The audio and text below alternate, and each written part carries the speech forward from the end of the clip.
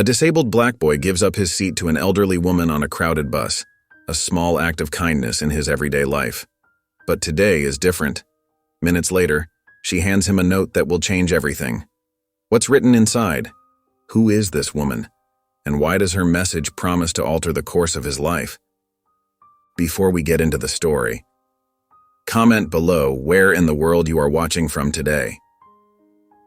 The afternoon sun streamed through the bus windows as Noah Thomas carefully made his way up the steps. His crutches clicked against the metal floor, creating a steady rhythm that matched the rumble of the engine. The bus was packed with the usual mix of tired office workers staring at their phones and students chatting about their day. Noah spotted an empty seat halfway down the aisle. With practiced movements, he navigated between the rows of people, some shifting their bags or feet to make way for him. The familiar weight of stares followed him, some curious, some uncomfortable, some simply indifferent. Settling into his seat, Noah positioned his crutches carefully beside him, making sure they wouldn't slide when the bus moved.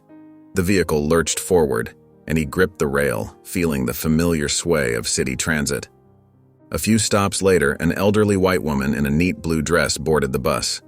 Noah watched as Mrs. Eleanor Whitmore, as her name tag from what looked like a volunteer organization indicated, grabbed onto a nearby pole. The bus took a sharp turn and she stumbled slightly, her free hand clutching her purse tighter. Noah's eyes scanned the seated passengers. A teenager with headphones bobbed his head to music. A man in a business suit pretended to be absorbed in his newspaper. A woman in scrubs had dozed off against the window. No one seemed to notice Mrs. Eleanor's struggle to keep her balance. Without hesitation, Noah grabbed his crutches and pushed himself up. "Ma'am," he called out, his voice clear and kind. "Would you like to take my seat?" Mrs. Eleanor turned, surprise lighting up her gentle features. "Oh dear, that's very kind, but with your—" She gestured vaguely at his crutches.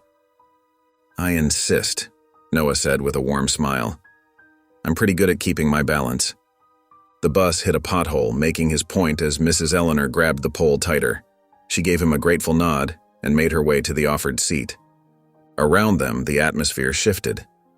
A few passengers glanced up from their phones, expressions mixing shame and admiration. The man with the newspaper suddenly seemed very interested in his shoes. The teenage boy with headphones removed one earbud, watching the scene unfold. "Thank you so much, young man," Mrs. Eleanor said as she settled into the seat. "That's very thoughtful of you." Noah adjusted his grip on the overhead rail, his crutches secured under his other arm. "You're welcome, ma'am." The bus continued its route through the city streets, swaying gently. Noah stood steady, aware of the occasional glances from other passengers, but focused on maintaining his balance. Mrs. Eleanor sat comfortably in his former seat, her hands folded neatly in her lap, offering him a warm smile whenever their eyes met. The gentle sway of the bus continued as Mrs. Eleanor settled into the seat Noah had offered her. She smoothed her blue dress and opened her purse, its worn leather creasing familiarly under her fingers. After a moment of searching, she pulled out a small notepad and a blue pen. Noah stood nearby, one hand gripping the rail while the other held his crutches close. He couldn't help but notice how Mrs. Eleanor's brow furrowed in concentration as she wrote, her neat handwriting flowing across the paper. The afternoon sun caught the silver in her hair as she paused occasionally, seeming to choose her words with care. The bus rolled to another stop and more passengers shuffled on and off. Mrs. Eleanor continued writing, unaffected by the movement around her. Her expression was serious but held a hint of something else, perhaps hope or anticipation.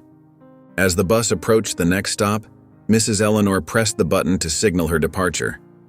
She carefully tore the page from her notepad and folded it once, then twice. Rising from her seat, she turned to Noah with a warm smile that held just a touch of mystery. "Young man," she said, holding out the folded paper, "I want to thank you again for your kindness today. Please read this after I leave." Noah accepted the note, curiosity evident in his eyes. "Thank you, ma'am." Mrs. Eleanor made her way to the front of the bus, pausing briefly to look back at Noah before stepping onto the sidewalk. As the bus pulled away, Noah unfolded the paper, his eyes moving across the neat handwriting. "Dear kind young man, Your thoughtfulness today showed me exactly what I've been looking for. I would very much appreciate if you could meet me tomorrow at 3 p.m. at the community center on Oak Street. I have a teaching opportunity that I believe would be perfect for someone with your character. Warmest regards, Mrs. Eleanor Whitmore. Noah read the note twice more, his expression a mixture of surprise and curiosity. Through the back window of the bus, he could still see Mrs. Eleanor's blue dress growing smaller in the distance. The note felt light in his hands, but the weight of its mysterious message filled his thoughts as the bus continued its journey. The following afternoon, Noah made his way to Mrs. Eleanor's house. His crutches clicked steadily against the concrete, matching the rhythm of his thoughtful steps. The neighborhood was quiet, lined with well-kept homes and mature maple trees that provided patches of cool shade. Number 342 Oak Street stood before him, a charming two-story house painted in a soft blue that reminded him of spring skies. White trim outlined the windows, and carefully tended flower beds bordered the front walkway. Noah paused at the bottom of the 3 porch steps, took a deep breath, and made his way up. The brass doorbell chimed pleasantly when he pressed it. Within moments, the door opened to reveal Mrs. Eleanor, dressed in a floral blouse and beige slacks. Her face lit up with genuine warmth. "Noah, I'm so glad you came," she said, stepping aside to welcome him in. "Please, come into the living room. I've just made some tea." The living room was cozy and inviting, with comfortable-looking armchairs arranged around a coffee table. Family photos lined the walls, and sunshine streamed through lace curtains. Noah settled into one of the chairs while Mrs. Eleanor poured tea from a blue and white china teapot. "Milk or sugar?" she asked, handling the delicate cups with practiced care. "Just a little sugar, please," Noah replied, accepting the cup with a quiet, "Thank you." Mrs. Eleanor sat in the chair across from him, her expression becoming more serious. "I suppose you're wondering why I asked you here." She took a small sip of her tea before continuing. "I have a niece, Sophie. She's about your age, 16. 3 months ago, she was in a car accident." Noah noticed Mrs. Eleanor's hands tightened slightly around her teacup as she spoke. "Sophie survived, thank God, but she lost the use of her legs. The doctors say she may walk again with extensive physical therapy, but..." Mrs. Eleanor's voice softened. "It's not just the physical injuries that worry me. She's withdrawn completely. She used to be such a bright musical girl, always singing or playing her guitar. Now she won't even touch her instruments." She paused, looking at one of the photos on the wall. A younger girl with long brown hair holding a guitar, her smile radiating joy. "The accident has taken more than her mobility, Noah. It's taken her spirit." Mrs. Eleanor's eyes grew misty. "She won't see her friends, barely speaks to anyone. She's falling into a darkness that I don't know how to pull her from." Noah listened intently, his own tea cooling forgotten in his hands. The afternoon light had shifted, casting longer shadows across the room as Mrs. Eleanor continued sharing Sophie's story, her voice carrying both love and worry for her niece. Mrs. Eleanor set her teacup down with a gentle clink. "Sophie spends most of her days in her room now. She refuses to join us for family dinners. When we try to talk to her, she either stays silent or..." She shook her head sadly. "Well, sometimes her words can be quite harsh." Noah nodded, understanding, his fingers absently tracing the handle of his teacup. "The therapists have tried. Oh, how they've tried," Mrs. Eleanor continued. "We've had 3 different ones visit, but Sophie won't engage. She just stares out her window or pretends to sleep until they leave." Her voice cracked slightly. "Her mother, my sister, is at her wit's end. Sophie won't even let her old friends visit anymore. She sent them all away last month, said she didn't want their pity." Mrs. Eleanor reached for a tissue from a box on the side table, dabbing at her eyes. "The last time her best friend Emily came by, Sophie screamed at her to leave. Emily's been calling every week since, but Sophie won't take her calls." Noah listened intently, his expression thoughtful. He understood that kind of anger, the frustration of feeling different, though he'd had his whole life to adjust to his condition. "Yesterday, when you offered me your seat on the bus," Mrs. Eleanor said, leaning forward slightly, "I saw something special in you, Noah. Despite your own challenges, you showed such natural kindness and dignity. The way you carried yourself..." She paused, choosing her words carefully. You've clearly learned to navigate life with your disability while maintaining your spirit. That's exactly what Sophie needs to see. Someone who understands, someone who can show her there's still joy and purpose to be found. She reached across and touched Noah's hand gently. Would you consider meeting Sophie? Perhaps share with her how you've managed to stay so positive. I know it's asking a lot, but I believe you might be able to reach her in a way we haven't been able to. Noah sat quietly for a moment, processing Mrs. Eleanor's request. He thought about his own journey, the difficult days when he'd felt different and isolated. Finally, he spoke, his voice soft but determined. I understand what Sophie's going through, Mrs. Eleanor. When everything changes suddenly like that, it must be even harder than what I've experienced. He straightened in his chair. I'd be willing to meet her and try to help, though I can't promise she'll want to listen to me. Relief flooded Mrs. Eleanor's face. That's all I can ask for, Noah. Would you be able to come by this Saturday? Sophie's usually a bit more receptive in the mornings. Noah agreed, and they began discussing the details of his first visit. As they talked, Mrs. Eleanor's shoulders relaxed, and for the first time since Noah had arrived, her smile reached her eyes, carrying a glimmer of hope. The Saturday morning sun cast long shadows across Mrs. Eleanor's front porch as Noah arrived, his crutches making soft tapping sounds against the wooden steps. Mrs. Eleanor opened the door before he could ring the bell, greeting him with a warm but nervous smile. Thank you for coming, Noah, she whispered, ushering him inside. Sophie's in the sunroom. She knows you're coming, but… She left the sentence hanging, her worry evident in her furrowed brow. Noah followed Mrs. Eleanor through the house, the morning light streaming through large windows. They reached the sunroom, a bright space filled with potted plants and comfortable furniture. Sophie sat in a cushioned chair by the window, her wheelchair positioned nearby. She didn't turn when they entered. Sophie, dear, Mrs. Eleanor said softly. Noah's here to visit. Sophie continued staring out the window, her shoulders stiff. Mrs. Eleanor gave Noah an encouraging pat on the shoulder before quietly leaving the room. Hi, Sophie, Noah said, making his way to a chair near her. It's nice to meet you. Sophie's only response was a slight tilt of her head, still refusing to look at him. The silence stretched between them, broken only by the distant chirping of birds outside. Your aunt has a beautiful garden, Noah tried again, nodding toward the window. Reminds me of the one at the physical therapy center where I spent a lot of time growing up. I don't need your inspirational stories, Sophie said sharply, finally turning to face him. Her eyes were hard, challenging. I'm sure Aunt Eleanor told you all about poor, bitter Sophie who needs saving. Noah met her gaze steadily. Actually, I came to share some music recommendations. There's this amazing guitarist I found online who plays with one hand. The way he's adapted his technique is incredible. This caught Sophie off guard, her defensive posture faltering slightly. You know, Noah continued, settling more comfortably in his chair. When I was 12, there was this school dance. I really wanted to go, but I was terrified of being the kid with crutches trying to dance. I almost didn't go. Sophie's eyes flickered with interest despite her attempt to appear indifferent. The thing is, Noah said, I spent so much time worrying about what others would think that I almost missed out on one of the best nights of my life. My friends helped me create these awesome moves that worked with my crutches.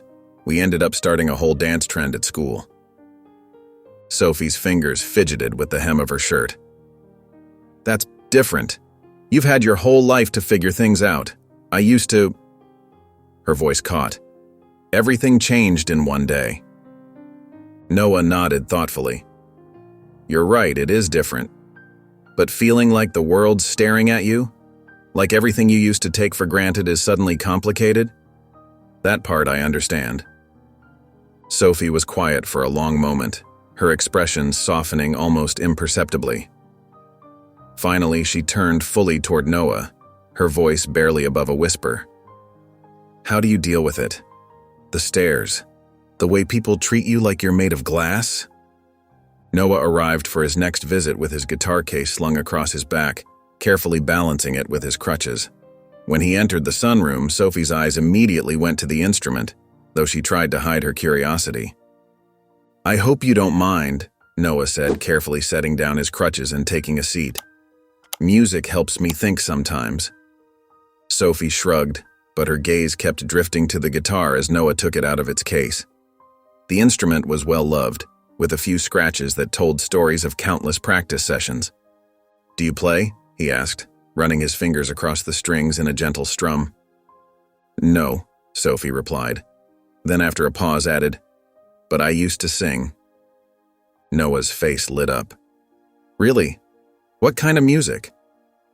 Sophie wheeled herself over to a small cabinet in the corner. After a moment of hesitation, she pulled out a tablet. I have some recordings from before. Her voice grew quiet at the last word. She pulled up a video and handed it to Noah. On the screen, a different Sophie stood on a stage, confidence radiating from her as she performed Bridge Over Troubled Water. Her voice was clear and strong, filling the auditorium with emotion. This was at last year's school talent show, Sophie explained, a mix of pride and sadness in her voice. I won first place. You're amazing, Noah said sincerely, watching as screen Sophie hit a particularly challenging note. Who are your influences? Something in Sophie's expression softened. I love the classics, Aretha Franklin, Whitney Houston, but I also really connect with Sarah Bareilles and Adele. Noah started playing the opening chords to Natural Woman, and Sophie's eyes widened in recognition. My mom used to play this all the time, she said, a small smile tugging at her lips. She'd dance around the kitchen while cooking dinner. As Noah continued playing, he shared stories about learning guitar, about the hours of practice it took to adapt his technique to work with his physical limitations. Sophie listened intently, occasionally adding her own memories about singing lessons and performances. You know, Noah said thoughtfully, setting his guitar aside, music has this way of letting us express things we can't always say in words. Sophie's fingers traced patterns on her wheelchair's armrest. I haven't sung since the accident, she admitted quietly. Would you consider trying again? Noah asked gently. Maybe we could work on something together. Sophie looked at him for a long moment, conflict clear in her expression. Finally, she gave a small nod. I'll think about it. The tension that had marked their earlier meetings had dissolved into something softer, more hopeful. Their shared love of music had opened a door that Sophie's grief had kept firmly shut until now. The autumn sunlight streamed through the sunroom windows as Noah and Sophie finished another practice session. Noah's fingers lingered on the guitar strings, while Sophie hummed the last few notes of Lean on Me. Their voices had started blending better with each meeting. You know, Noah said, adjusting his position in the chair, there's this charity event coming up next month. It's for disability awareness. Sophie's humming stopped abruptly. She gripped the arms of her wheelchair, her knuckles whitening slightly. They're looking for performers, Noah continued gently. I was thinking maybe we could do something together. Sophie's gaze dropped to her lap. I don't know, Noah. Getting up in front of people now? Her voice trailed off. I get it, Noah said, leaning his guitar against the wall. The first time I performed after getting my crutches, I was terrified. All I could think about was people staring at them instead of listening to my music. What changed? Sophie asked quietly. I realized that by getting up there, I wasn't just playing music. I was showing others that having a disability doesn't mean giving up what you love. Noah smiled warmly.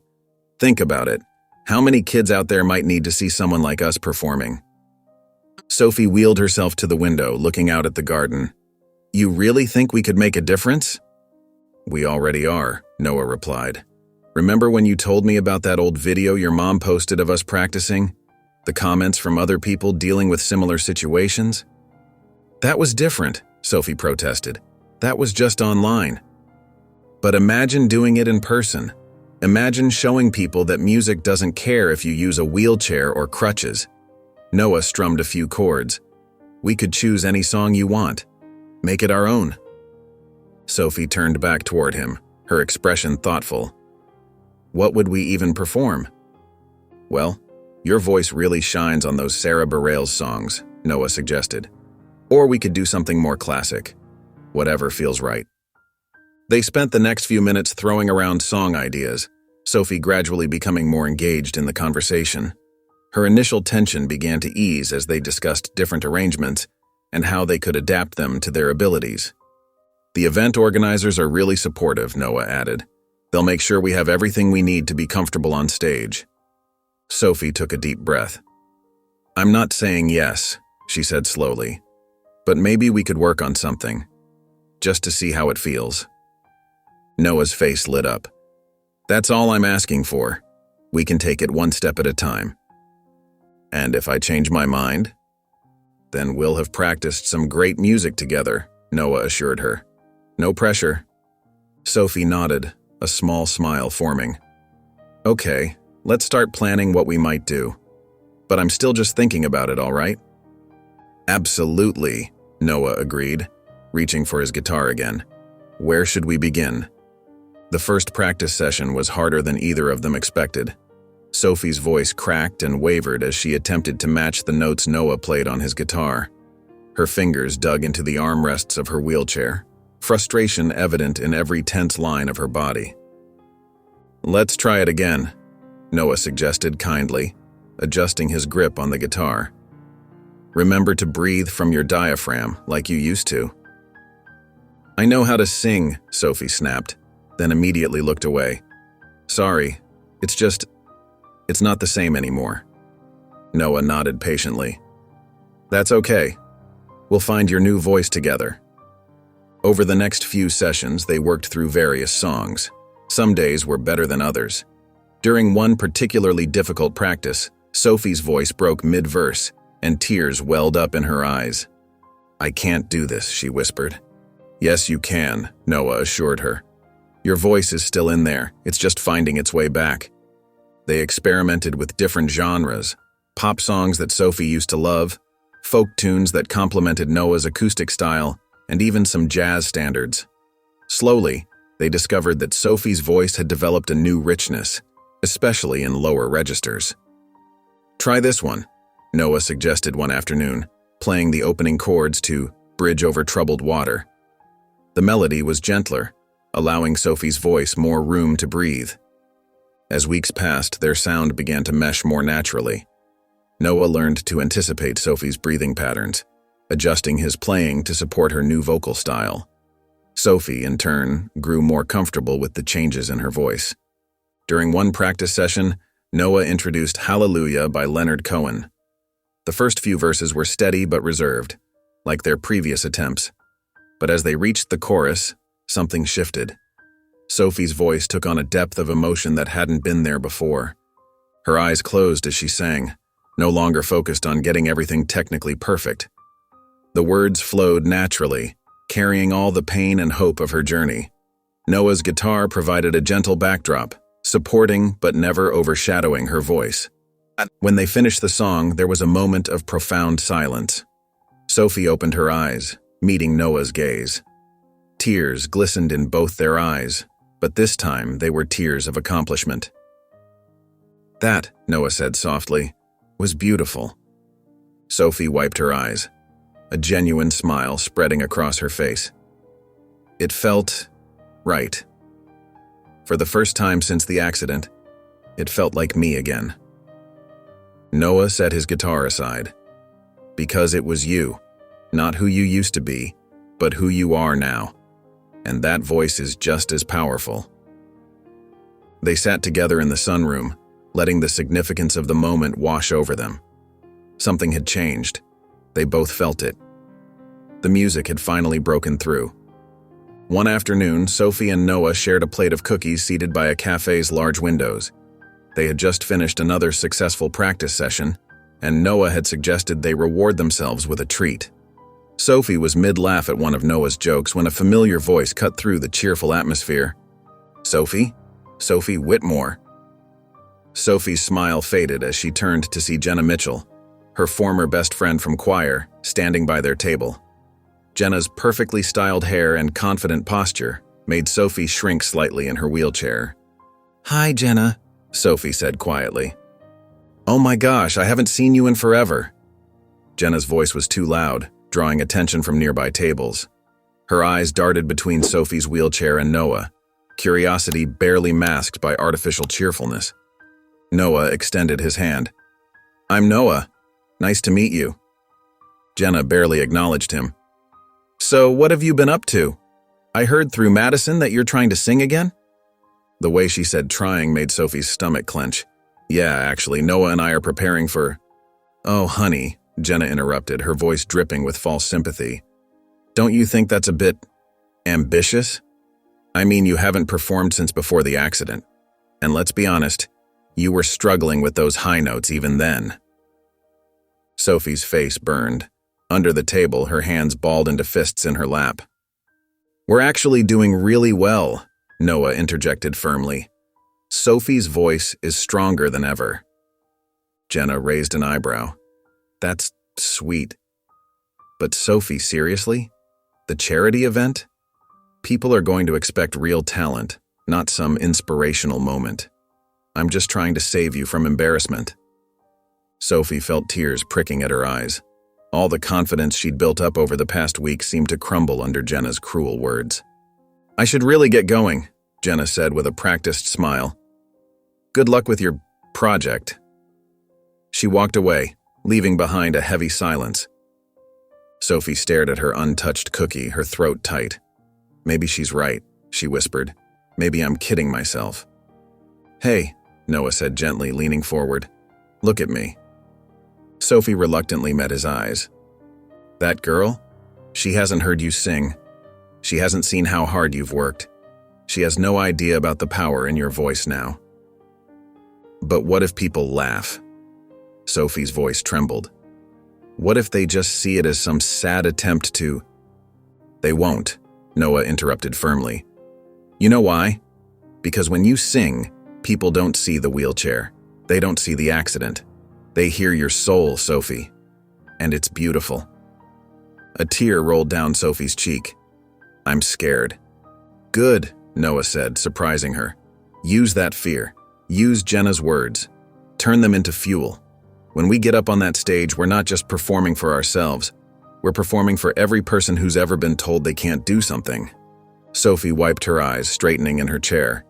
"You really think we can do this?" Noah smiled, pushing the cookie plate closer to her. "I know we can. Now eat your cookie. We've got practicing to do." That evening, Sophie sat in her wheelchair in Mrs. Eleanor's living room, her hands fidgeting with a blank notebook.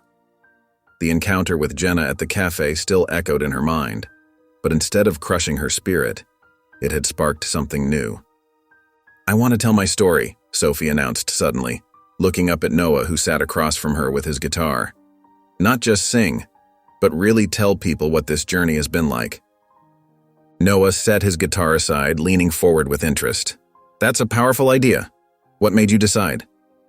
"Meeting Jenna today. It made me realize how many people don't understand. Maybe if they did, they wouldn't be so quick to judge." Sophie's voice grew stronger as she spoke. "I want to talk about the accident, about feeling lost, and about finding music again." Noah pulled his chair closer. "Let's write it down. What's the most important thing you want people to know?"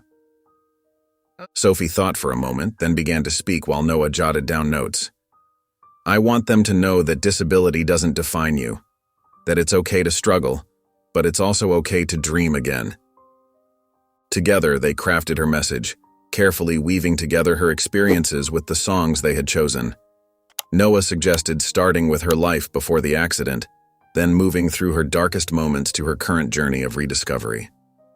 "What about this part?" Noah pointed to a section they'd written. "We could transition from your speech right into Rise Up. The lyrics would mean so much more after people hear your story." Sophie nodded enthusiastically. "Yes, and maybe we could talk about how music became a bridge back to myself." She paused, then added softly, "And how having someone believe in me made all the difference." They spent the next hour refining the speech, making sure every word felt authentic. Noah listened intently as Sophie practiced, offering gentle suggestions for pacing and emphasis. "Remember to breathe," he reminded her. "Just like when you're singing, the pauses are just as important as the words." Sophie took a deep breath and started again. 6 months ago, I thought my life was over. The accident didn't just take my ability to walk, it took my voice, my confidence, my hope. Her voice grew stronger as she continued. But sitting here today, I realized that while some doors closed, others opened. Through music, through friendship, through accepting help when I needed it most, I found my voice again, different, but somehow stronger than before. Noah smiled encouragingly as she finished the section. That was perfect. You're not just telling your story, you're giving people hope. Sophie felt warmth spread through her chest at his words. The fear of public speaking was still there, but it was overshadowed by a growing sense of purpose. She wasn't just preparing for a performance anymore. She was preparing to share a message that could help others find their way through their own darkness. They practiced the transitions between speech and song, making sure each element flowed naturally into the next. When Sophie's voice tired, they took breaks to adjust and refine the written portions, making each word count. As the afternoon wore on, Sophie felt a new kind of confidence building.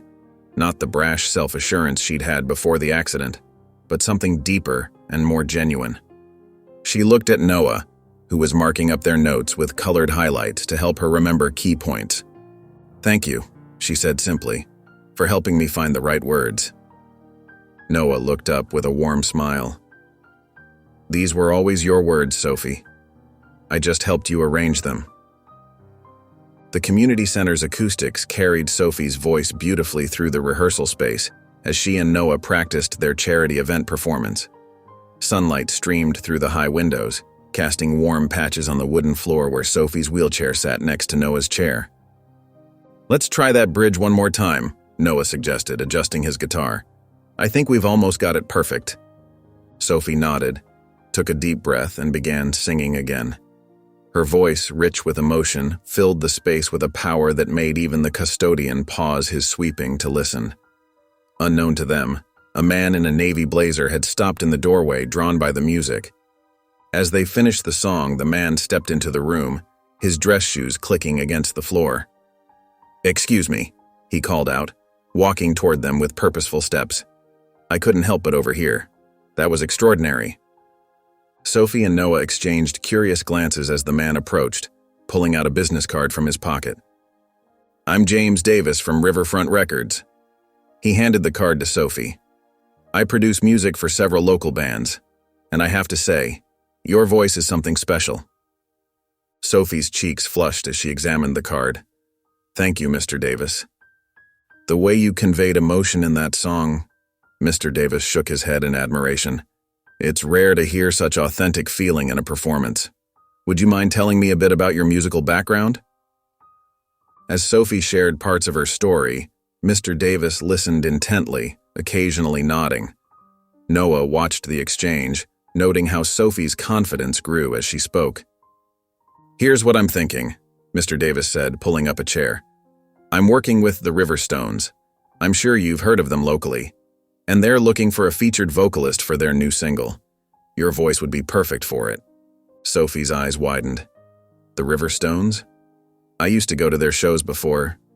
She gestured to her wheelchair. "This could be a wonderful opportunity," Mr. Davis continued. "Your story combined with your talent, it could inspire so many people. We'd record at our studio downtown, professional setup, everything done right." Noah leaned forward, his excitement evident. "That sounds amazing, Sophie. Think about how many more people could hear your message." Sophie gripped the arms of her wheelchair, her expression a mix of surprise and uncertainty. I don't know what to say. This is all so unexpected." "You don't have to decide right now," Mr. Davis assured her, pulling out another card. "Take some time to think about it. Here's my number. Call me when you've made up your mind." Sophie took the card with slightly trembling hands. "Thank you. I'll definitely think about it." "You have something special here," Mr. Davis said, standing up. "Both of you. The way your guitar complements her voice, it's magic." He smiled at Noah before turning back to Sophie. "I look forward to hearing from you." As Mr. Davis's footsteps echoed away, Noah turned to Sophie with an encouraging smile. "Can you believe it? This is incredible. Sophie held the business card carefully as if it might disappear. It's overwhelming, but in a good way. She looked at Noah, her eyes bright with possibility. What do you think I should do? I think you should seriously consider it, Noah replied warmly. But whatever you decide, I'm right here to support you. Deciding to go ahead, Sophie and Noah sat across from Mr. Davis in the sleek conference room at Riverfront Records. The city skyline stretched behind them through floor-to-ceiling windows, making the moment feel even more surreal.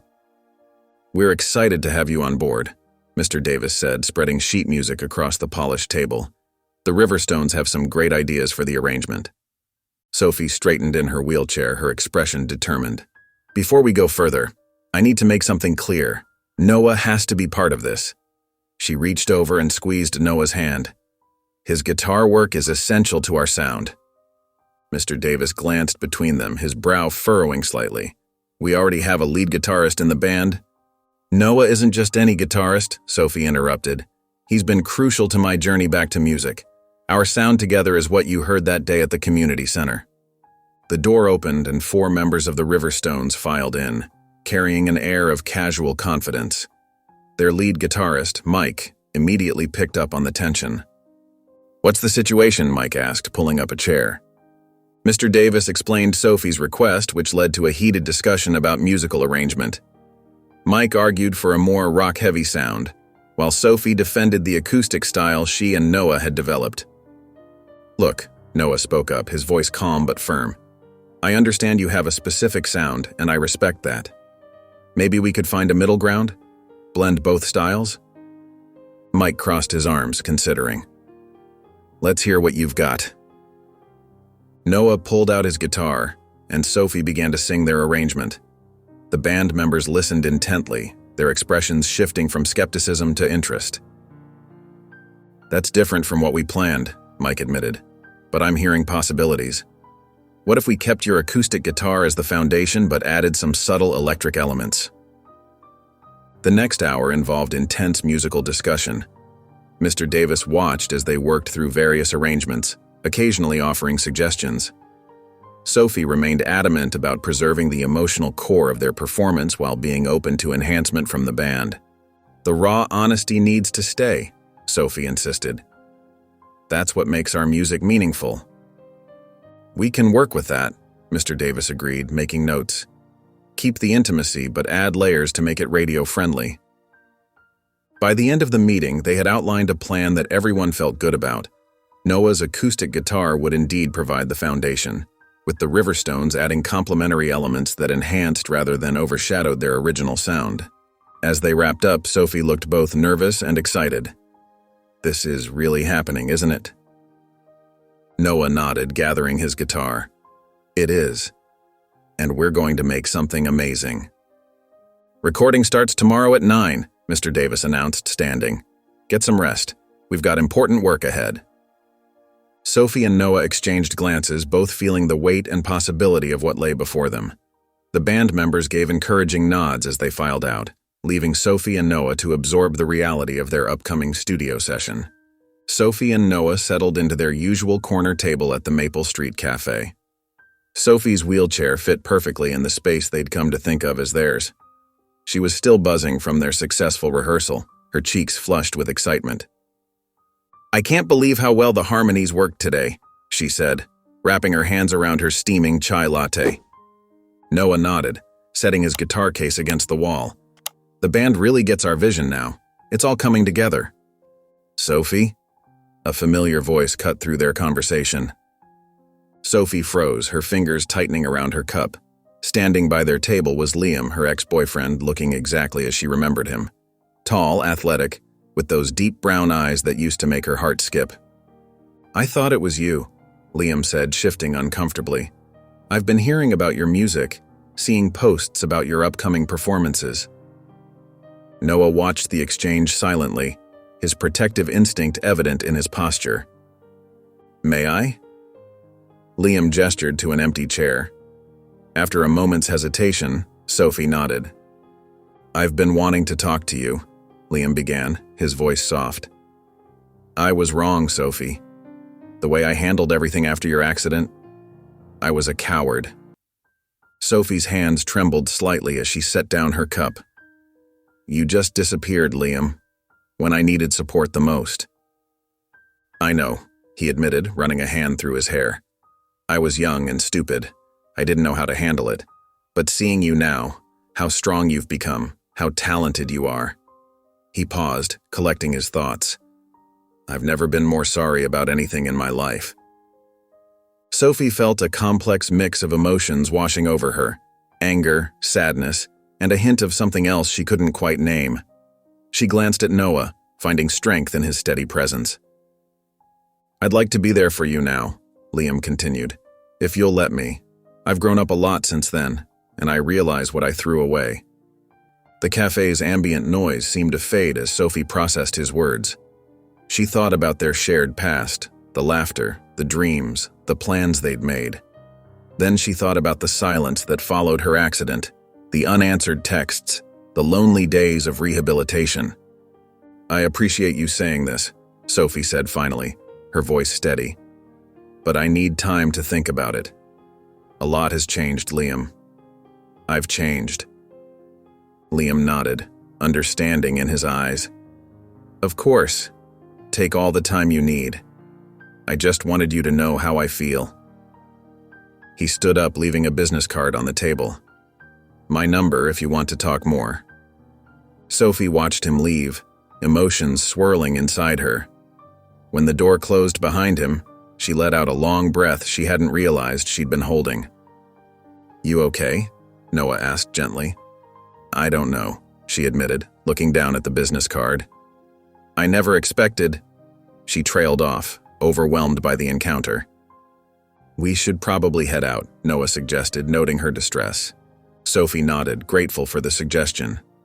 As they gathered their things to leave, she couldn't help but feel shaken by the unexpected reunion, unsure how to process Liam's sudden reappearance in her life.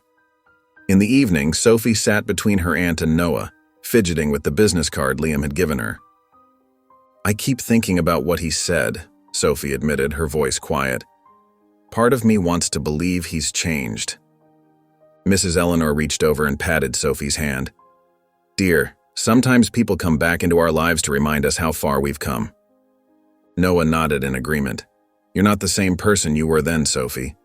These past few months, you've discovered so much about yourself. Sophie looked at the guitar propped against the wall, thinking about their recent rehearsals and the recording opportunity ahead.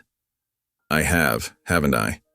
Before the accident, I was so focused on being what everyone else wanted me to be, Liam included. And now? Mrs. Eleanor prompted gently. Now? Sophie straightened in her wheelchair. Now I'm finally becoming who I want to be. The music, the speaking engagements, even learning to navigate life differently. It's all helped me find my voice. Noah smiled. That's what matters most. Sophie pulled out her phone and typed a quick message to Liam, asking to meet at the cafe the next day. She knew what she needed to do. The following afternoon, Sophie waited at an outdoor table, her hands clasped in her lap. When Liam approached, his hopeful expression made her task harder, but she remained resolute. Thanks for meeting me, she began as he sat down. I've given a lot of thought to what you said. Liam leaned forward. And? I'm grateful for your apology and I accept it, Sophie said carefully. But I can't go backward, Liam. These past months have been about moving forward, about discovering who I am now. I understand that, Liam interjected. I want to be part of that journey. Sophie shook her head gently. The thing is, I need to complete this journey on my own. Well, not entirely on my own, she amended, thinking of Noah and her aunt. But I need to focus on my music, on sharing my story, on becoming the person I'm meant to be. Liam sat back, disappointment evident in his features. I really messed up, didn't I? We were both different people then, Sophie said kindly. Maybe that's okay. We're supposed to grow and change. They talked for a few more minutes, the conversation easier now that the decision was made. When they finally said goodbye, Sophie felt lighter, as if she'd set down a heavy burden she hadn't realized she was carrying. Later that afternoon, she wheeled into the community center where Noah was already setting up for their rehearsal. He looked up as she entered, a question in his eyes. "How did it go?" Sophie smiled, feeling more certain than ever about her choice. "It went well. I feel free." She moved to her usual spot beside the piano. "Now, let's work on that bridge section. We've got a recording session to prepare for." Noah picked up his guitar, and as the first notes filled the room, Sophie felt the rightness of her decision settle into her bones. This was where she belonged, creating music that could touch hearts and change lives. The auditorium buzzed with anticipation as Sophie wheeled onto the stage, Noah following close behind with his guitar. Under the bright lights, she could see hundreds of faces looking up at them expectantly. Her heart raced, but when she glanced at Noah, his reassuring smile steadied her nerves. Noah settled into his chair and began strumming the opening chords of their song. Sophie took a deep breath and started speaking, her voice clear and strong. "6 months ago, I thought my life was over," she began. "But sometimes our greatest challenges become our greatest gifts." As she shared her story, weaving it between verses of their song, she could feel the audience leaning in, completely engaged. Noah's guitar provided the perfect backdrop, his gentle melodies supporting every word. When they reached the chorus, their voices blended in perfect harmony, filling the space with hope and determination. The final notes faded, and for a moment there was complete silence. Then, like a wave, the audience rose to their feet. The applause was thunderous, accompanied by cheers, and more than a few tears. Sophie's eyes welled up as she looked out at the standing ovation, overwhelmed by the response. Backstage, they were immediately surrounded by event organizers and representatives from various organizations. A woman from a local school district pressed her card into Sophie's hand, speaking enthusiastically about having them perform for students. A man representing a veterans rehabilitation center wanted to discuss possible appearances. "Your message is exactly what our community needs," one organizer said, handing Noah his contact information. "The way you blend music with personal experience, it's powerful." As they sorted through the business cards and requests later that evening, Noah's expression grew thoughtful. "You know," he said, "seeing how music helped you heal got me thinking. There's a whole field dedicated to using music for therapy and healing." Sophie looked up from the stack of cards. "Music therapy? That would be perfect for you, Noah." He nodded, excitement building in his voice. "I could help others the way music helped us, maybe even create programs specifically for people adjusting to disabilities. We could combine it with these speaking engagements," Sophie suggested, gesturing to the pile of requests. "Share our story while showing people the healing power of music." They spent the next few hours planning, mapping out potential venues and discussing how to structure their presentations. Noah researched music therapy programs on his phone, while Sophie organized their growing list of contacts. "Look at this," Sophie said, reviewing their calendar. "We could actually tour the state, hitting different communities each week." Noah grinned. "From one bus ride to a whole tour. Who would have thought?" "We should do it," Sophie declared, her eyes shining with determination. "Take our message on the road, reach as many people as we can." They began sorting the invitations into geographical regions, creating a workable schedule that would allow them to reach the maximum number of communities. Each venue offered a new opportunity to share their message of resilience and hope through music. A few months had passed since their first successful performance when a letter arrived on a Tuesday, tucked between fan mail and venue contracts. Sophie almost missed it. A plain white envelope with no return address. Inside, the typed message was brief but cutting. "You weren't always so kind to others. How quickly people forget." She crumpled it up and tossed it aside, focusing instead on their upcoming performance schedule. But more letters followed, appearing at different venues and even at her home. Each one seemed to know intimate details about her past. "Remember how you treated Jane Miller in 10th grade?" one letter read. "Or what about that freshman you humiliated during choir practice?" The words stirred memories Sophie had tried to forget, moments of casual cruelty, times when her popularity had made her feel untouchable.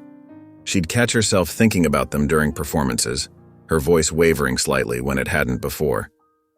Noah noticed the change during their rehearsals. "You seem distracted," he said one afternoon, setting his guitar aside. "Is everything okay?" Sophie forced a smile. "Just tired from all the touring," she replied, but her hand unconsciously drifted to her bag where the latest letter lay hidden. The messages grew more frequent and more personal. "You don't deserve this second chance," one declared. "People should know who you really are." Each envelope felt heavier than the last, weighted with accusations that struck too close to home. During performances, Sophie found herself scanning the audience, wondering if the letter writer was watching. Her once confident stage presence began to dim. "Your voice sounds different," Noah observed after a show. "Like you're holding something back." Sophie shrugged, avoiding his concerned gaze. "Just trying some new techniques," she lied. But the truth was, she felt less worthy of being heard with each passing day. Back in her room, Sophie sat cross-legged on her bed, surrounded by the letters she'd kept. Their words seemed to leap off the pages. Fraud. Hypocrite. Fake. She picked up one after another, reading passages that had already burned themselves into her memory. A small stack of unopened envelopes sat on her nightstand, their presence taunting her. She reached for one, then pulled her hand back, unsure if she could bear any more reminders of who she used to be. The question echoed in her mind. Did she really deserve this new life, this platform, this success? Her fingers traced the wheel of her chair as she stared at the unopened letters, torn between the need to know their contents and the fear of what new wounds they might inflict. The room felt suddenly too quiet, too empty, a stark contrast to the crowded venues where she'd felt so alive just weeks ago. She picked up the most recent opened letter, its edges worn from repeated handling. "You can pretend all you want," it read, "but we remember who you really are." After yet another successful performance, the dressing room was quiet after the thunderous applause had faded, the silence a stark contrast to the energy that had filled the auditorium moments before. Sophie sat before the mirror, still wearing her performance outfit, the sequins catching the warm glow of the vanity lights, when her phone buzzed against the wooden surface. The caller ID showed an unfamiliar number, making her pause before answering. "Hello, is this Sophie Whitmore?" The voice was warm and professional, carrying an air of authority. "This is Dr. Helen Baxter from the Riverside Medical Research Center." Sophie's heart skipped a beat. She knew that name. Dr. Baxter was renowned in the field of spinal injury research, her work featured in numerous medical journals and news articles. "Yes, this is Sophie. I've been following your journey, Ms. Whitmore. Your story has touched many lives, especially your recent performances." Dr. Baxter paused meaningfully. "I'm calling because we're beginning trials for a groundbreaking treatment that could significantly improve mobility for people with spinal injuries like yours." Sophie's hands tightened around her phone, her knuckles turning white. "What kind of treatment?" Dr. Baxter explained the technical details in simple terms, a combination of stem cell therapy and innovative physical rehabilitation that had shown promising results in preliminary studies. Based on our preliminary results, participants have shown marked improvement in muscle control and mobility. Some have even reduced their dependence on mobility aids, returning to activities they thought were permanently beyond their reach. The mirror reflected Sophie's conflicted expression as she listened, her eyebrows drawn together in thought. Just months ago, this call would have seemed like a miracle, an answer to countless tearful prayers. Now it stirred complicated feelings that she couldn't quite untangle. "The trial begins in 3 months, Dr. Baxter continued, her voice carrying a note of enthusiasm. "Given your public platform and inspiring story, your participation could bring attention to this important research. You could help pave the way for others." Sophie's mind raced, her thoughts tumbling over each other like autumn leaves in a storm. The possibility of increased mobility was tempting, but she thought about her recent performances, the lives she'd touched by embracing her disability, the letters from fans saying how she'd given them hope. She'd found strength in accepting herself as she was, in turning her challenge into something meaningful. "This is a lot to process," Sophie said honestly, running her fingers through her hair. "Would it be okay if I took some time to think about it?" "Of course," Dr. Baxter replied warmly. "Take the week to consider it. You can reach me at this number when you're ready to discuss further. There's no pressure." After hanging up, Sophie stared at her reflection, studying every feature as if searching for answers in her own face. The same face looked back at her, but the questions swirling in her mind made her feel different somehow, like she was standing at a crossroads she never expected to find. She needed to talk to Noah about this. He would understand the complexity of what she was feeling, the weight of this decision. Her fingers hovered over his contact information in her phone, trembling slightly. This wasn't just about medical possibilities. It was about identity, about the message she sent to others facing similar challenges. The mirror showed a young woman who had finally found her voice. But would that voice change if her circumstances did? Would she be letting people down by pursuing this opportunity? She pressed Noah's number, knowing that before she could make any decision, she needed his perspective, his gentle wisdom that had guided her through so many difficult moments. He answered on the second ring. "Noah, can you come to my dressing room? Something important just came up. I really need to talk to you." The next morning, the sun filtered through the cafe windows, casting a warm glow on Sophie and Noah's corner table. Their untouched coffee cups sat between them as they discussed Dr. Baxter's offer. "I understand why it's tempting," Noah said gently, his hands folded on the table. "But we've been showing people that having a disability doesn't mean you need to be fixed, that you can live a full, meaningful life exactly as you are." Sophie traced the rim of her coffee cup. "I know, and that message means everything to me." She looked up at Noah, her eyes shining with unshed tears. "But these letters, they keep reminding me of who I used to be, how I treated people before my accident. Sometimes I wonder if this is all some kind of cosmic punishment." "Sophie, you know that's not true," Noah said firmly. "Your accident wasn't punishment, and who you are now, that's the real you." "Maybe," Sophie said softly. "But every morning, getting dressed is a challenge. Every time I want to go somewhere, I have to plan everything carefully. Some days the pain is so bad I can barely focus on our music." She took a shaky breath. "The treatment, it's not about erasing who I am now, it's about making daily life a little easier." Noah leaned forward, his expression serious. "I just don't want you to do this because of those anonymous letters. You've come so far, Sophie. You inspire people." "And maybe I still can," Sophie replied, straightening in her chair. "Maybe showing people that it's okay to accept help, to try new treatments. That could be valuable too. It doesn't mean I'm ashamed of who I am." They sat in thoughtful silence for a moment, the cafe's quiet chatter filling the space between them. "I think I need to do this, Noah," Sophie finally said, her voice stronger now. "Not to change who I've become, but to explore every possibility for living my best life. Isn't that what we've been encouraging others to do?" Noah reached across the table and squeezed her hand. "Then I'll support you, every step of the way." Sophie pulled out her phone, Dr. Baxter's number ready on the screen. With a deep breath, she pressed call. "Dr. Baxter, this is Sophie Whitmore. I'd like to participate in the trial." The sterile hospital room became a familiar sight as Sophie attended her weekly treatments with Dr. Baxter. The first few sessions showed promising results. Her muscles responded better to movement, and simple tasks became slightly easier. During one of their practice sessions, she surprised Noah by standing for almost a minute longer than usual. "Did you see that?" Sophie beamed, her eyes bright with excitement.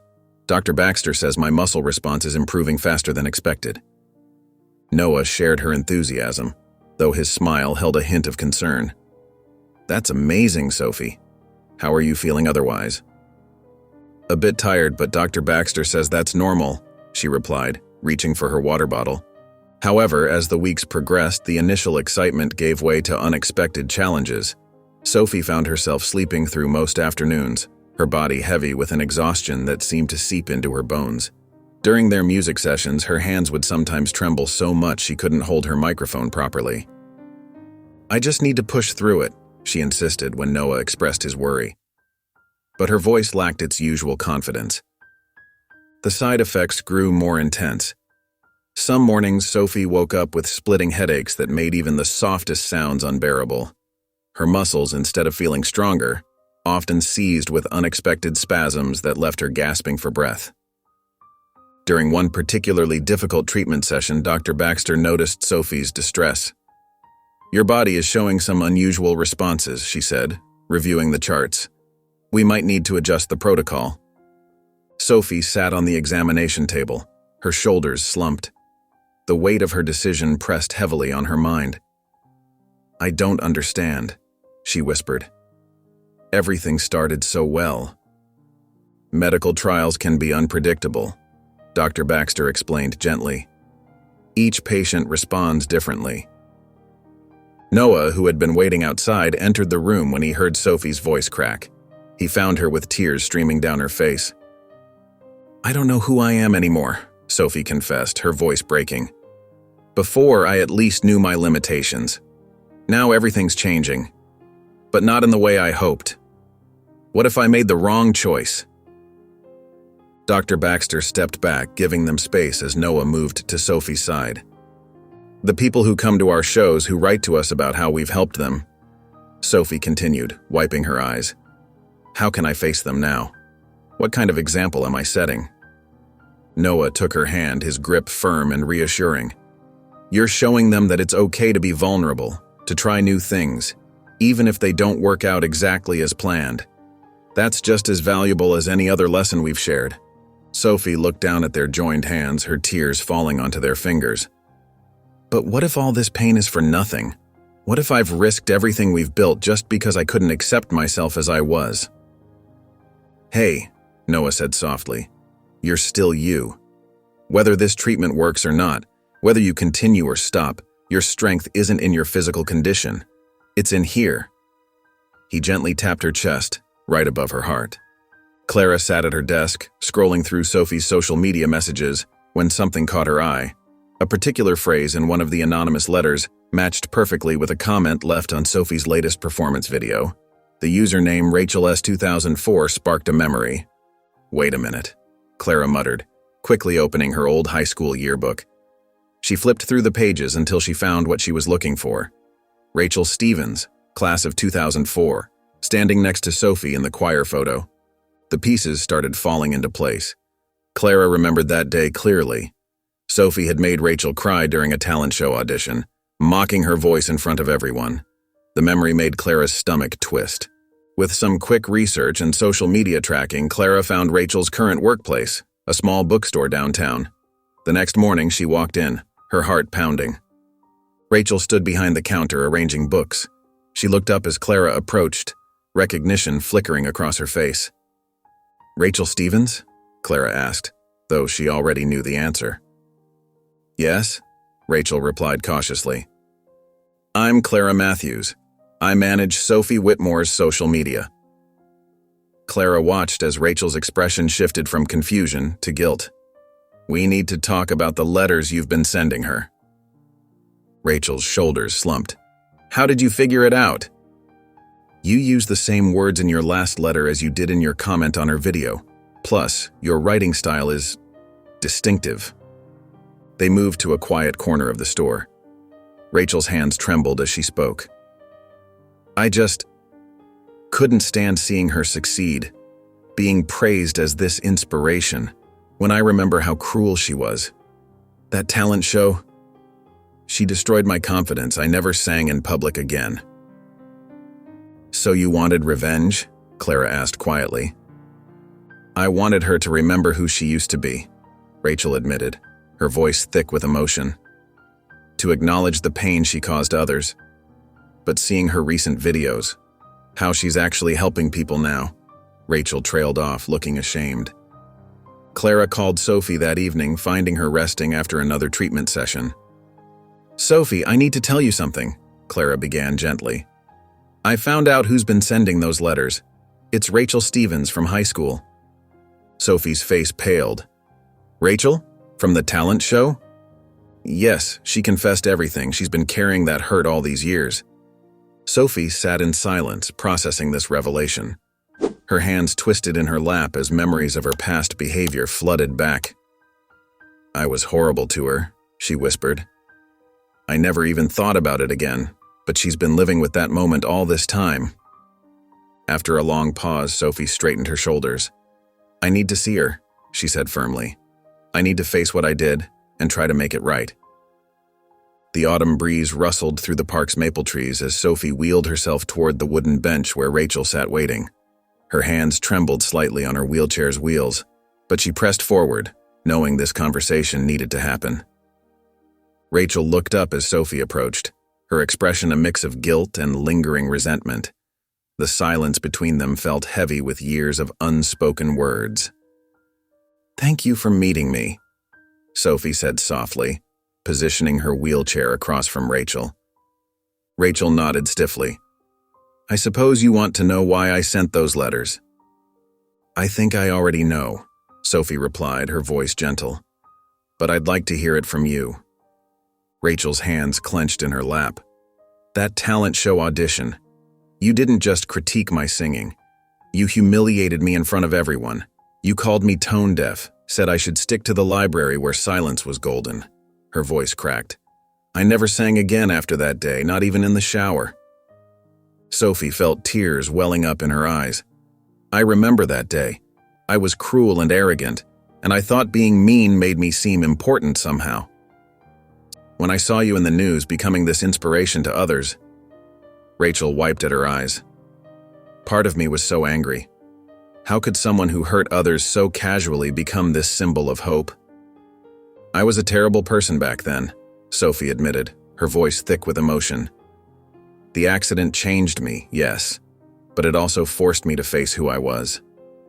I'm truly sorry, Rachel. What I did to you was unforgivable, and I've carried the shame of who I used to be every day. Tears streamed down Rachel's face now.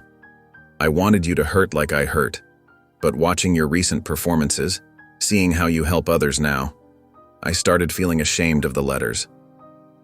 Please don't be. Sophie reached out, hesitantly touching Rachel's hand. Your letters made me confront my past. I needed that. They sat together, both crying quietly as years of pain and regret flowed between them. Finally, Rachel squeezed Sophie's hand back. I forgive you, Rachel whispered, and I'm sorry for the letters. As they parted ways, Sophie felt lighter, as if a shadow she'd been carrying had finally lifted. The past couldn't be changed, but healing could begin. The following afternoon, Sophie wheeled into the recording studio, her eyes bright with renewed purpose. Noah was already there, his guitar across his lap, picking out a gentle melody. I want to write about forgiveness, Sophie announced, her voice filled with quiet determination. About how sometimes the hardest person to forgive is yourself. Noah's fingers stilled on the strings as he looked up at her. That's powerful, Sophie. Want to try something now?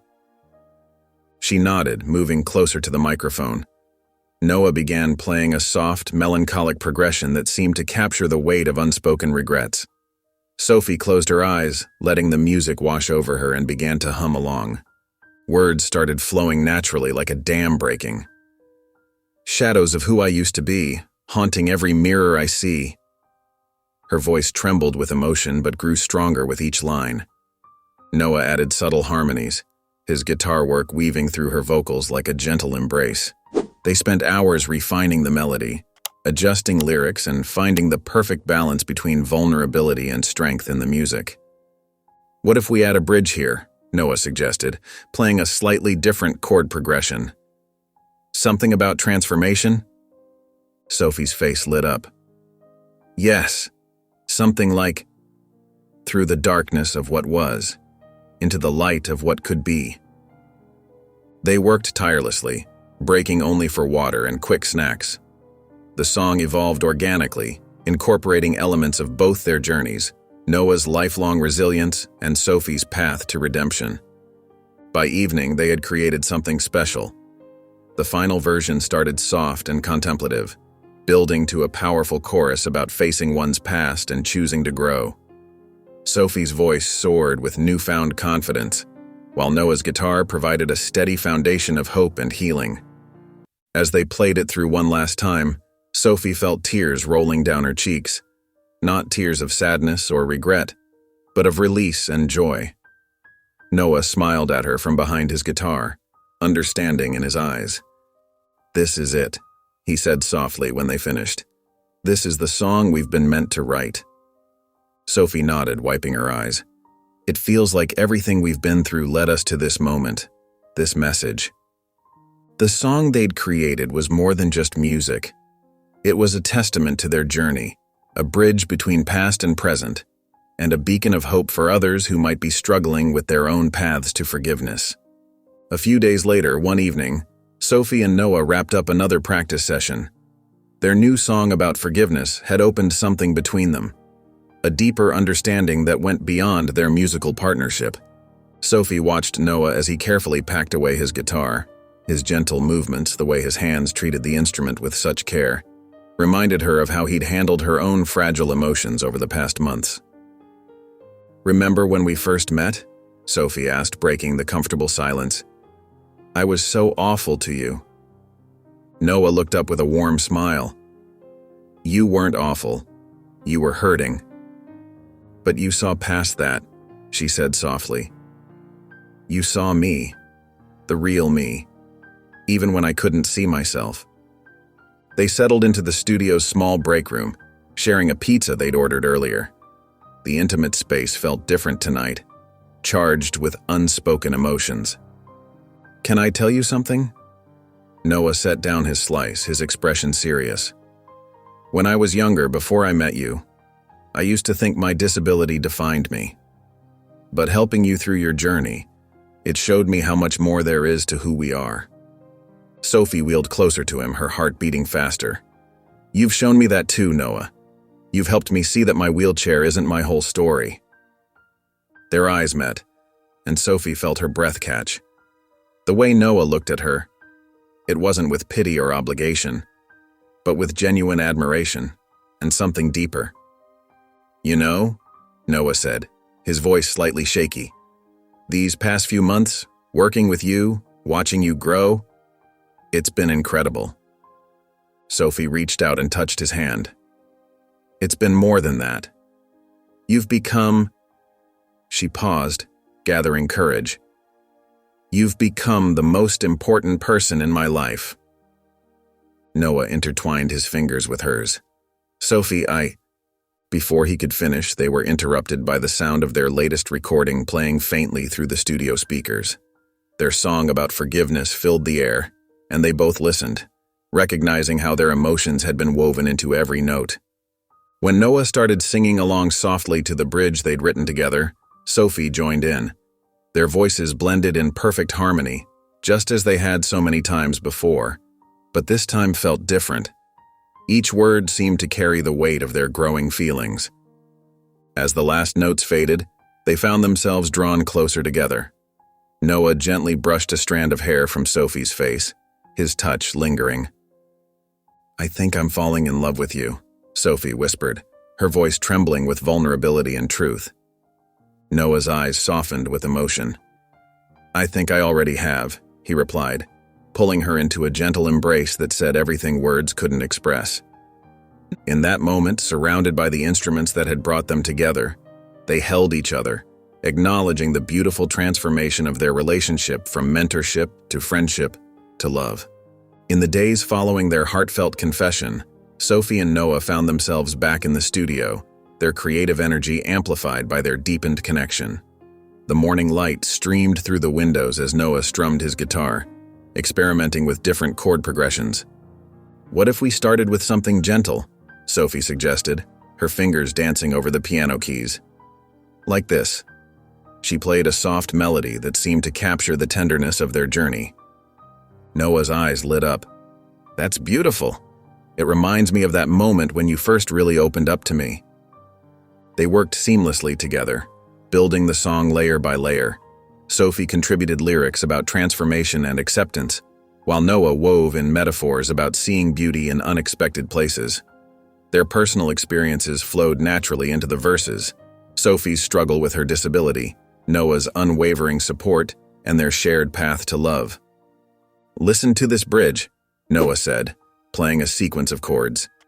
"It's about how sometimes the hardest moments lead us to the best things in life."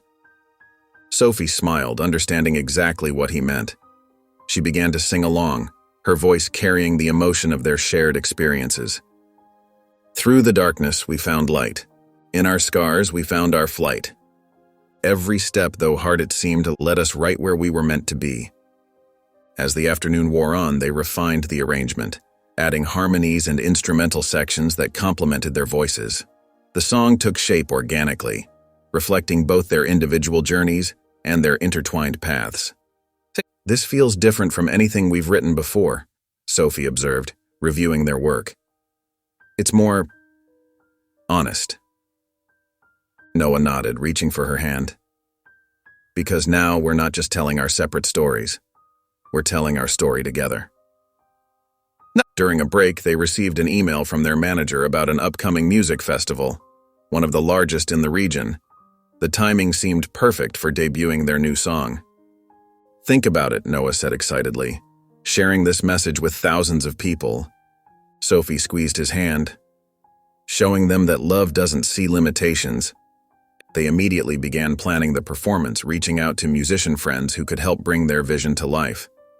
They arranged for a small string section and additional backing vocalists, wanting the song to sound as full and rich on stage as it did in their hearts. Rehearsals began the following week. Sophie and Noah worked with the other musicians, carefully explaining their vision for each part. The string section added depth to the emotional peaks of the song, while the backing vocals supported their harmonies without overshadowing the intimacy of their duet. "The second verse needs to build more gradually," Sophie suggested during one rehearsal. "It's like our story. Everything unfolded one small moment at a time." Noah adjusted his guitar part accordingly, and the musicians followed his lead. With each practice, the song grew stronger, more polished, yet never losing the raw emotion that inspired it. After confirming their slot at the festival, Sophie and Noah sat together in the quiet studio, listening to the final mix of their song. The music filled the room, each note carrying the weight of their journey, from strangers to friends to something more. "This is it," Sophie said softly. "This is our story." Noah smiled, drawing her close. "And now we get to share it with everyone." The rehearsal space buzzed with activity as Sophie and Noah worked with their assembled team of musicians. Instruments and equipment cluttered the large room, while technicians darted between speakers and microphones, adjusting levels and checking connections. "Let's take it from the bridge again," Noah called out, adjusting his guitar strap. The string section raised their bows, waiting for his signal. Sophie stood at her microphone, her hands clasped around the stand. "The harmony needs to be stronger here," she suggested to the backing vocalists. "It's meant to feel like a turning point." As they worked through the arrangement, small frustrations began to surface. The sound system crackled unexpectedly, causing Sophie to wince. One of the violin players struggled with timing on a crucial transition. "Maybe we should simplify this part," a technician suggested, pointing to his tablet displaying the sound waves. Noah noticed Sophie's shoulders tensing. He wheeled his chair closer to her, placing a gentle hand on her arm. "Let's take 5, everyone," he announced. During the break, Sophie and Noah huddled in a corner of the room. "It'll come together," he assured her, offering a bottle of water. "Remember how rough our first practices were?" Sophie managed a smile, leaning against his shoulder. "You're right. I just want it to be perfect." When they resumed, the energy shifted. The string section finally nailed their difficult passage, and the backing vocals blended seamlessly with Sophie and Noah's voices. Even the technical issues seemed to resolve themselves. "That's exactly what we're looking for," Sophie exclaimed after a particularly good run-through. The musicians shared excited glances, feeling the power of the performance coming together. As the day wore on, they tackled the logistics of stage positioning and lighting cues. Noah worked with the stage manager to ensure his movements would be smooth and well lit, while Sophie practiced her entrance. "The spotlight needs to hit right as the strings come in," the lighting technician noted, making adjustments to his board. Despite their progress, fatigue began to show. Sophie missed a few notes during their final run-through, and Noah's timing was slightly off. Frustration crept back into their faces. "One more time," Noah insisted, though his voice betrayed his exhaustion. Sophie touched his shoulder. "Tomorrow. We should end on a good note today." As the musicians packed up their instruments and the crew began wrapping cables, Sophie and Noah found a quiet moment in the wings of the stage. They sat together, their shoulders touching, surrounded by the familiar smell of dust and equipment. "Thank you," Sophie whispered, taking Noah's hand. "For what?" "For being my anchor through all of this, for believing in us." Noah squeezed her hand in response, and they sat in comfortable silence, letting the day's intensity settle around them. Despite their exhaustion, both felt ready for what lay ahead, confident in their preparation, and more importantly, in each other. The festival grounds hummed with anticipation as thousands of people gathered under the darkening sky. Colorful stage lights pierced the evening air, casting long shadows across the eager faces in the crowd. Backstage, Sophie paced in small circles while Noah adjusted his guitar strap one final time. "I can't believe how many people are out there," Sophie whispered, peering through a gap in the curtain. Her hands trembled slightly as she smoothed her dress. Noah wheeled closer to her, taking her hand. "Just like we practiced. It's just you and me out there, okay?" The stage manager approached with a headset.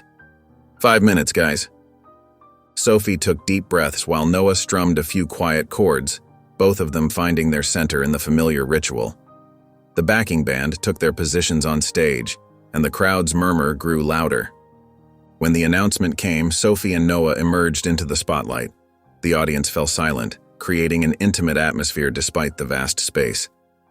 Noah positioned himself at his microphone, guitar ready, while Sophie stood center stage, her presence commanding attention. The first notes from Noah's guitar floated across the crowd. Sophie closed her eyes, letting the melody wash over her before joining with her voice. Their harmonies blended perfectly, telling their story of struggle, forgiveness, and love through every carefully crafted lyric. As they reached the chorus, Sophie's voice soared with newfound strength, filling the festival grounds with raw emotion. Noah's accompaniment provided the perfect foundation, their musical connection evident in every note they shared. The audience swayed, many holding up phone lights that dotted the darkness like stars. Some wiped tears from their eyes, moved by the authenticity of the performance. In the front rows, several people who used mobility aids raised them in solidarity, creating a powerful image of unity and understanding. Sophie and Noah locked eyes during the bridge, drawing strength from each other as they poured their hearts into the music. Their voices intertwined with increasing intensity, building to the song's emotional climax. The backing band supported them perfectly, each instrument adding layers to their message of hope and redemption. As the final notes faded into the night air, a moment of profound silence fell over the crowd. Then, like a wave, thunderous applause erupted from every corner of the festival grounds. People stood, cheering and calling for more, their enthusiasm electric. Sophie turned to Noah, tears of joy streaming down her face. He reached for her hand, and they embraced center stage, overwhelmed by the response. The audience's cheers grew even louder at this display of affection, celebrating not just their music but the journey it represented. They stood together, holding hands and facing the sea of supporters, their triumph written across their faces. The stage lights caught the tears in their eyes as they took in the magnitude of the moment, their message of love and perseverance resonating through the night air. The cool evening breeze rustled through the trees as Sophie and Noah found a quiet spot on a grassy hill, overlooking the now emptying festival grounds. The distant sounds of music and chatter created a peaceful backdrop as they settled in, Sophie arranging her mobility aids beside her, while Noah positioned himself comfortably. "I still can't believe what just happened out there," Sophie said, her voice soft with wonder. She watched the festival lights twinkle below them. Noah smiled, his guitar case resting against his leg. "You were amazing." The way the crowd responded to our story, it was beyond anything I could have imagined. "Remember when we first met?" Sophie asked, turning to face him. "I was so angry at the world. I never thought I'd be here, performing and actually making a difference." "You've come so far," Noah replied, reaching for her hand. "We both have. But I think this is just the beginning of what we can do together." They sat in comfortable silence for a moment before Sophie spoke again. "I've been thinking about all the letters we've received from people sharing their stories. There are so many voices that need to be heard." Noah nodded enthusiastically. "What if we started a workshop series? We could combine music therapy with advocacy work, help others find their voice like you did." "And maybe expand into schools?" Sophie added, her eyes lighting up. "Share our story with young people. Show them that disability doesn't define who you are or what you can achieve." They began mapping out ideas, their excitement growing with each possibility. Noah pulled out his phone, making notes as they brainstormed ways to blend their music with meaningful advocacy work. "We could record educational content," Sophie suggested. "Create resources for music teachers working with disabled students." "And continue performing," Noah added, "but with a stronger focus on accessibility at venues. Make sure everyone who wants to attend our shows can actually be there." As they discussed their plans, both realized how their relationship had transformed from mentor and student to equal partners, supporting each other's growth and sharing a common vision for the future. "It's amazing to think that one act of kindness on a bus led to all of this," Sophie reflected, squeezing Noah's hand. "You changed my life that day, and now we have the chance to do the same for others." "We've both changed each other's lives," Noah responded, his voice warm with emotion. "And together, we can change so many more." They continued discussing their ideas, sketching out plans for new songs that would address specific aspects of disability rights and awareness. The conversation flowed naturally between personal reflections and professional aspirations, their shared experiences informing their vision for the future. In the warmth of their sunlit studio, Sophie and Noah sat together at the piano, sheets of music scattered around them.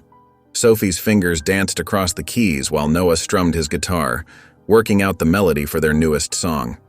"This bridge needs something more," Sophie mused, playing the section again. "Maybe if we add some harmonies here?" Noah nodded, adjusting his position on the chair beside her. "What if we tried this?" He played a complementary guitar riff, his fingers moving skillfully across the strings. They worked seamlessly together, their creative process flowing naturally after months of collaboration. The new song took shape, its lyrics speaking of transformation and the power of acceptance. Sophie's voice filled the studio as she tested different vocal arrangements, while Noah added subtle guitar elements that enhanced the emotional depth of the piece.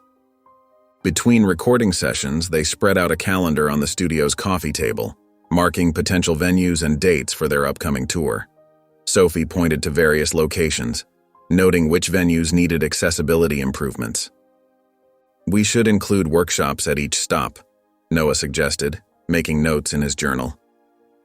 "Maybe partner with local disability organizations?" "Perfect," Sophie agreed. "And what about that foundation idea we discussed? We could use part of the tour proceeds to get it started." They began outlining their vision for the foundation, excited about the possibility of supporting other disabled artists. Noah pulled up his laptop, researching similar organizations and making notes about grant structures and mentorship programs. "We could offer recording time in professional studios," Sophie suggested, her eyes bright with enthusiasm. "Give artists the same chance we had to share their stories through music." "And provide performance opportunities," Noah added, typing quickly. "Maybe even create a festival specifically showcasing disabled artists." The afternoon sun cast long shadows across the studio floor as they continued their planning. Sophie wheeled herself to the window, taking in the view of the city below. Noah joined her, leaning against the windowsill as they both reflected on how far they'd come. Their journey from strangers to partners, both in music and in life, felt like a beautiful song they'd written together. The studio around them held the echoes of their countless hours of practice, creative breakthroughs, and shared dreams. "Remember when making music felt impossible?"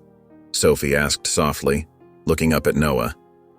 "Now it's what brings us together," Noah replied, reaching for her hand. "And soon it'll help us bring others together too." They turned back to their work, ready to continue crafting songs that would touch hearts and change lives. The studio filled once again with the sound of their music, a testament to their shared purpose and the love that had grown between them. If you enjoyed the story of Noah and Sophie, I handpicked this next story that you will enjoy. Please don't miss this one. Click here to watch it.